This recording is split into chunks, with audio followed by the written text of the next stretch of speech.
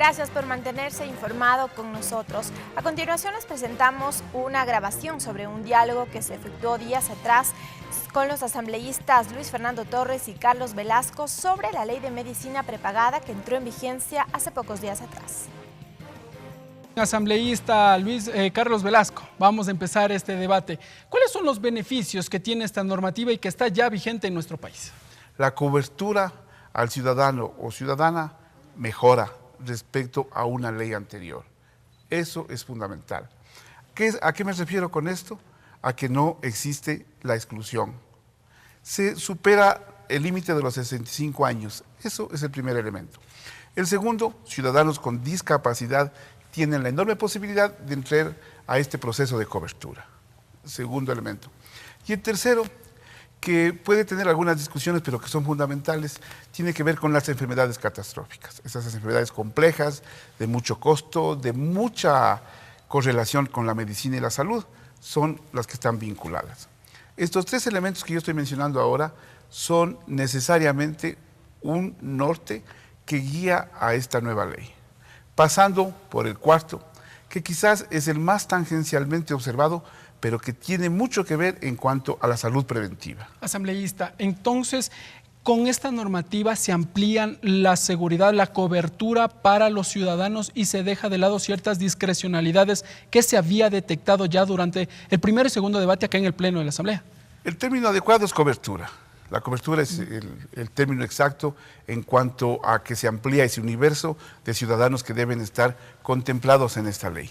Y evidentemente, al encontrar ese mejoramiento de la cobertura, se integran. Eso me parece que es el elemento fundamental. Con todos estos grupos etarios que yo he mencionado, generan una solidaridad, si es que el término cabe, porque estamos hablando de una empresa privada que tiene que mirar una serie de acciones desde la salud, pero con fines también mercantilistas y con fines también de mirar que la salud de un segmento de la población que no necesariamente está o debe estar vinculado necesariamente también al sector público en la atención de salud y enfermedad. Correcto, asambleísta Velasco. Asambleísta Luis Fernando Torres, iniciar precisamente este debate destacando aquella pertinencia, si se quiere, de la vigencia de esta norma, tomando en cuenta que se había manifestado que la ley anterior no garantizaba derechos de los ciudadanos y que inclusive muchas de las empresas, o en este caso las empresas que ofertaban este tipo de servicios, volaban bajo el radar, mencionaban. La ley que aprobó la Asamblea Nacional hace pocos días es una ley compleja frente a la ley anterior, que era mucho más simple. Anteriormente, con la vieja ley, había controles, había derechos.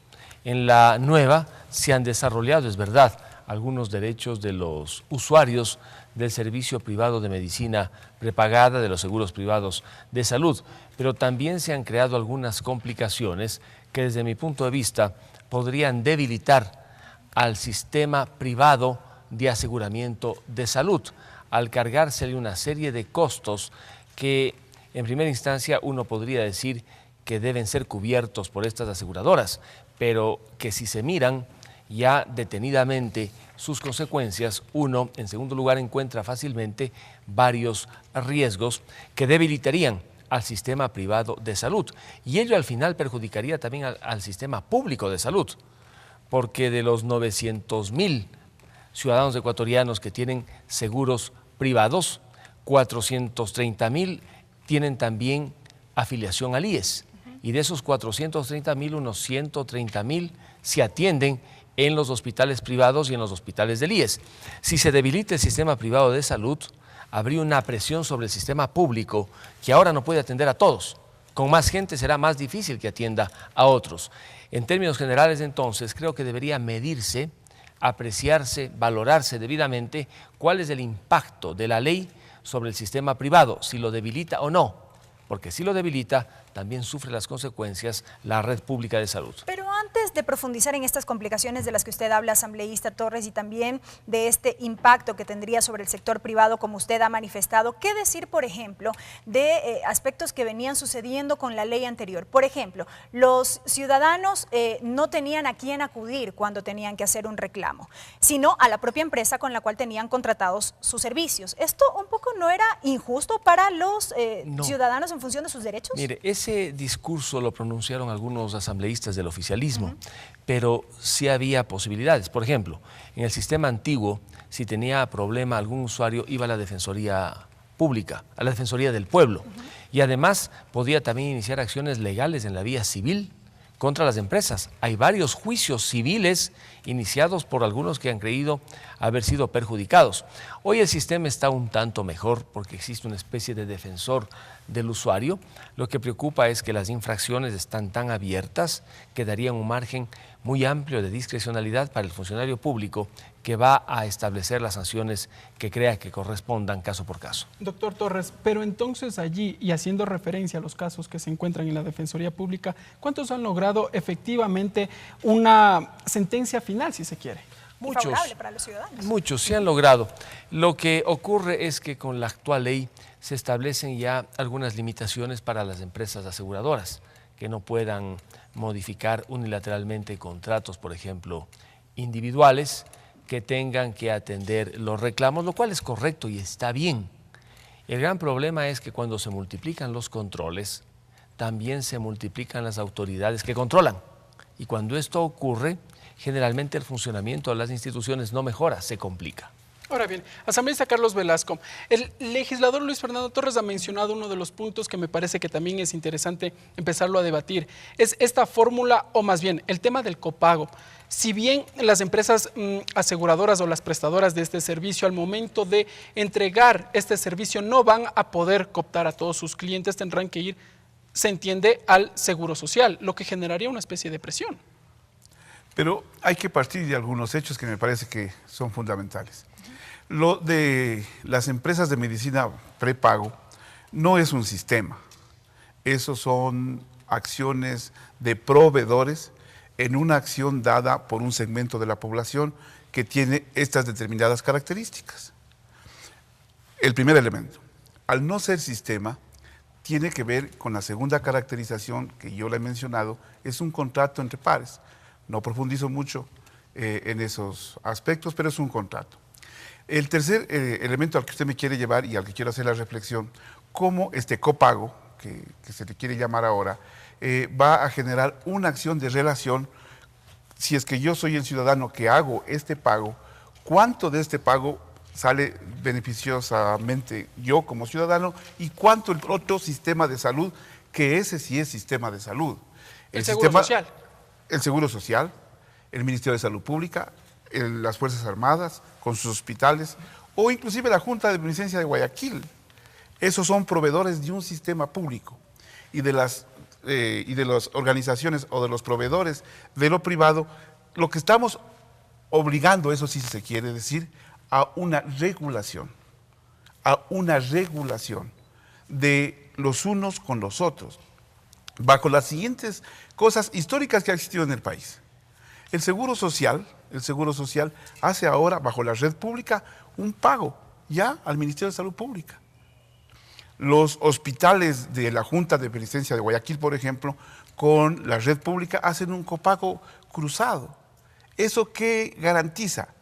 Que la cantidad de dinero que se utiliza en el proceso de salud de enfermedad, que es muy complejo llegar a determinarla, pero que no se fragmente, que no se segmente ese pago para que al final al usuario tenga muchas posibilidades y el propio Estado de generar una inversión muy alta.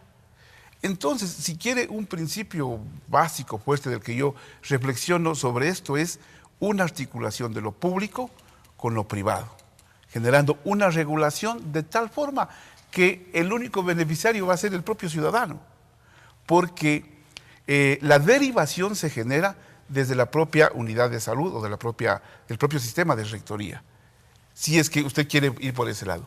Y si yo tengo la tarjeta de medicina prepago y quiero generar mi acción en el hospital privado que yo quiere, tiene absoluta libertad para hacerlo. y ni tenemos ningún problema. Pero sí tiene que ser la autoridad regulatoria también que genere un proceso de auditoría de lo privado, para que no haya estos desfases. De lo que podemos poner, por ejemplo, que una cesárea valga en lo público tanto y en lo privado tanto. Ahí debe generarse, y por eso yo creo que ahí, Luis Fernando, no es que el exceso estaría en el control, la regulación debería ser tan adecuada para que no haya esa duplicidad de autoridades. Porque la una es la superintendencia y la otra en la calidad de salud tiene que ver el propio Sistema Nacional de Salud. Entonces, por un lado está la calidad, que debe evidenciarse la calidad de la salud, que es un tema muy complejo, que tiene muchas dificultades y muchas complejidades, pero lo que apuntamos también nosotros en este sistema de salud pública como es el nuestro, o estos proveedores, que la calidad sea el requisito fundamental para el ciudadano. Hubo un pronunciamiento por parte de la Asociación de las Empresas que ofertan este tipo de servicios, nos referimos a la medicina prepagada, inclusive llegaron a alegar que por concepto de este copago, los recursos que deberían derivar en este caso al sistema de salud pública por estas atenciones, llegarían a quebrar en sus empresas. Más allá de eso, también se había manifestado que tomarían medidas, sobre lo cual, bueno, también se pronunció la Superintendencia de Control del Poder del Mercado y demás. ¿Qué decir sobre esto, asambleísta Velasco? En el 2007, y son datos que revisados, estudiados, la cobertura de las empresas de medicina prepago era en el 2007 el 3% en el país. Y con un antecedente, empezaba a generarse un proceso de gratuidad de salud en el país. En el 2015 estamos hablando de un 7% de cobertura. Pasamos del 3 al 7% de cobertura. Y la proyección que se tiene para el 2020 es que llegarán al 10% de cobertura de todo el país. Un proceso de crecimiento porque la gratuidad generó algunas dificultades. No acceso tan rápido a una consulta, que es evidente en lo público, que tenemos esas dificultades, porque la demanda creció. Y entonces el ciudadano que tiene la posibilidad de tener esta medicina prepago, lo que le interesa es agilidad, rapidez, prestancia del servicio y que las características respondan a su necesidad. Si estamos hablando de un crecimiento de esa cantidad, de esa magnitud, y en América Latina hemos visto, y lo hemos revisado y lo hemos estudiado, ninguna empresas de este tipo han quebrado. Lo que generan es otro tipo de acciones contractuales con el ciudadano para que las empresas se equilibren. Por eso hemos visto, los días que se estaba por aprobar, cómo querían suspender los planes corporativos, pero individualmente sí generaban una serie de acciones para incorporar nuevas actividades. Correcto. Muy bien. Asambleísta Torres. Sobre el tema del copago, en la Ley de Salud de Medicina Prepagada se establecen dos fórmulas. Una, cuando un afiliado al IES tiene también un seguro privado y va al IES, si el IES le refiere a un hospital privado, tiene que pagar el seguro, la cobertura en el seguro privado. A la inversa, si alguien que tiene un seguro privado se hace atender en el IES, va a tener que pagar los costos de atención en el IES, el seguro privado. Uno diría en principio, esto luce lógico, porque si hay un contrato entre el paciente y la aseguradora privada, que la aseguradora privada efectivamente cubra el monto contratado. Sin embargo, pensemos en una persona que tiene un contrato con una cobertura anual de $20,000 y resulta que tiene que atenderse en el IES para una operación realmente significativa que esté valorada en $100,000. 80,000 asumiría el IES, 20,000 el seguro privado.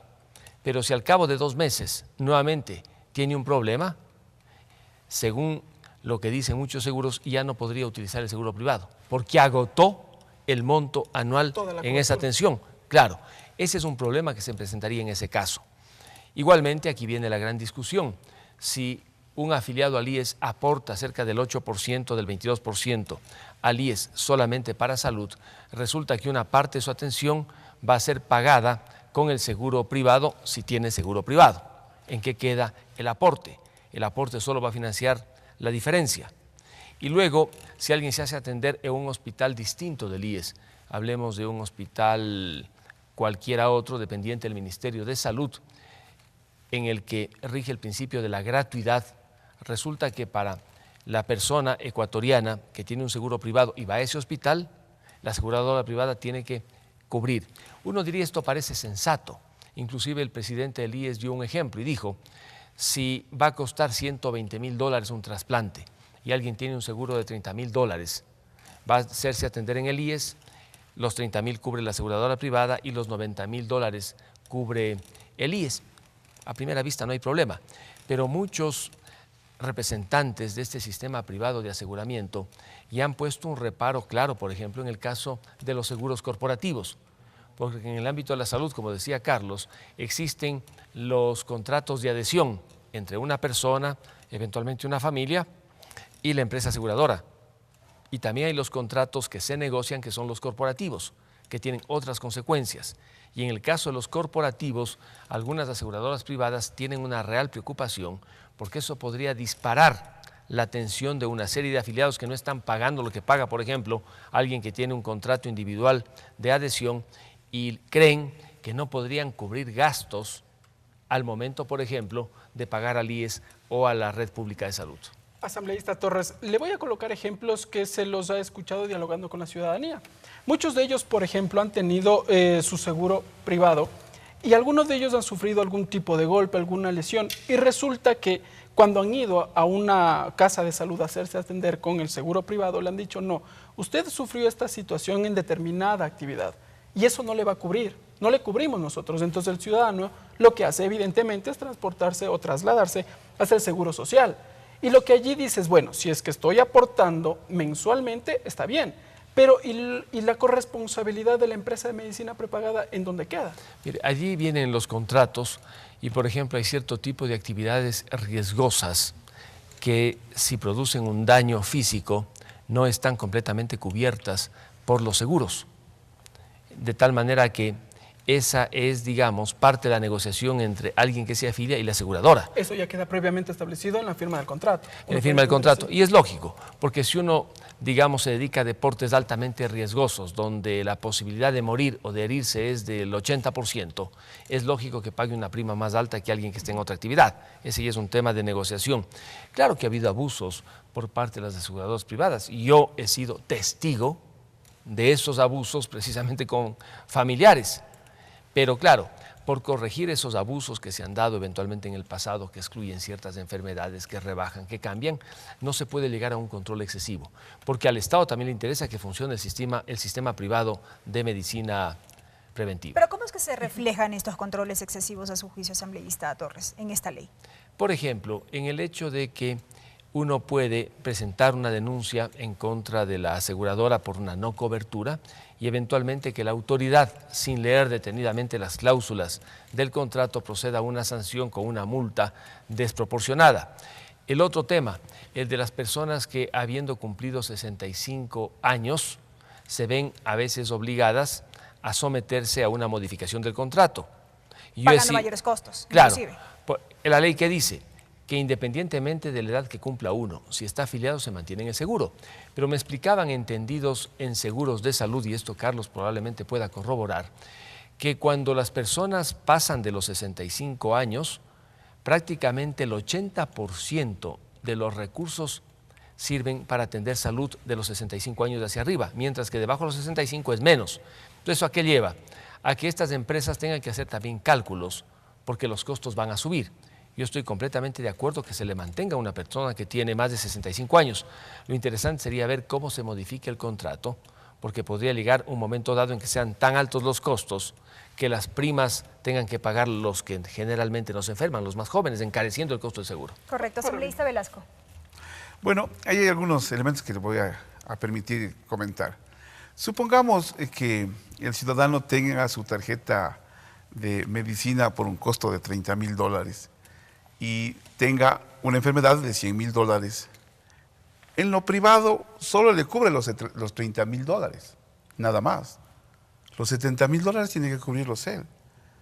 Para llegar al ejemplo de que si pasa al Seguro Social, le cubre los $30.000, los $70.000 tiene que hacer el pago el propio Estado. Y si me enfermo, ¿qué pasa?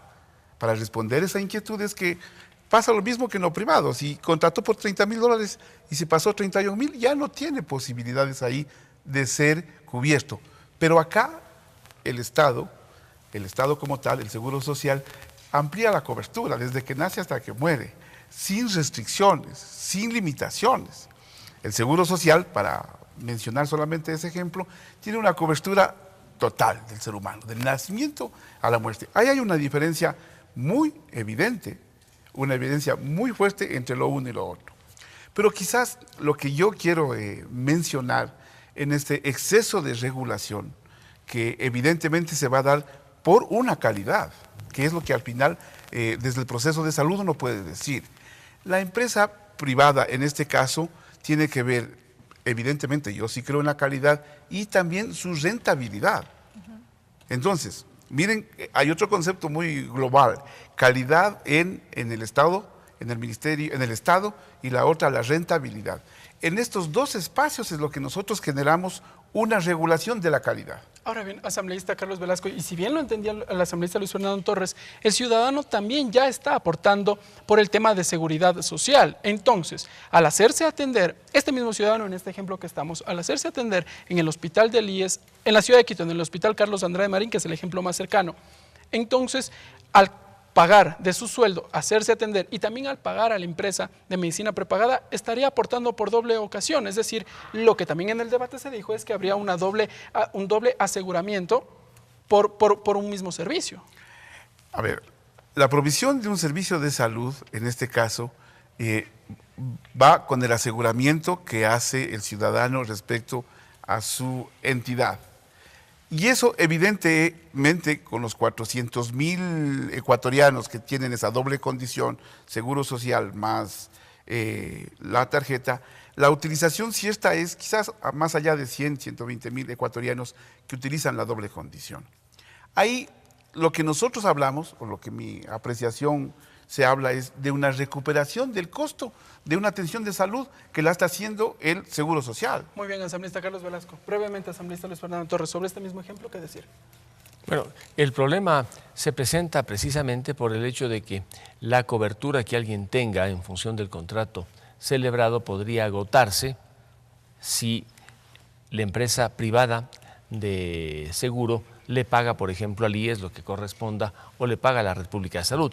Pero usted comentaba un tema, el de la rentabilidad. Resulta que esta ley se aprobó con un informe falso. Llegó desde el IES un informe en el que se decía que la utilidad de las empresas privadas de medicina prepagada bordeaba los 221 millones de dólares. Y claro, muchos al leer ese informe dijimos es una rentabilidad alta. Pero luego, con otro informe de la Superintendencia de Compañías y entiendo que uno más del Ministerio de Salud, quedó en claro que la utilidad no era de 221 millones de dólares, sino de tan solo unos 13 millones de dólares. De allí entonces que esa gran diferencia entre una utilidad proclamada en un informe falso y la real llevó, diría yo, a una seria confusión en la asamblea, y algunos asambleístas asumieron que con tantas utilidades y tanta rentabilidad era muy fácil obligarles a ese copago que establece la ley. Asambleísta, entonces, finalmente, ¿qué conclusiones podemos tener sobre esta normativa que ya está en vigencia y que tiene todos estos elementos que de alguna u otra forma hemos intentado puntualizarlos? Que genera complicaciones, habrá que esperar qué dice el reglamento. Por ejemplo, en los casos estos del pago o reembolso obligatorio, se dice que la empresa privada reembolsará al IES o al hospital público hasta el monto contratado. Pero allí faltaron algunas palabras, porque no es suficiente decir hasta el monto contratado, también habría que decir en función de las cláusulas acordadas. Es decir, un poco más ampliar la normativa. Claro, porque una cosa es el monto contratado y otro tema dentro del contrato es el de las condiciones adicionales para cubrir ese monto contratado.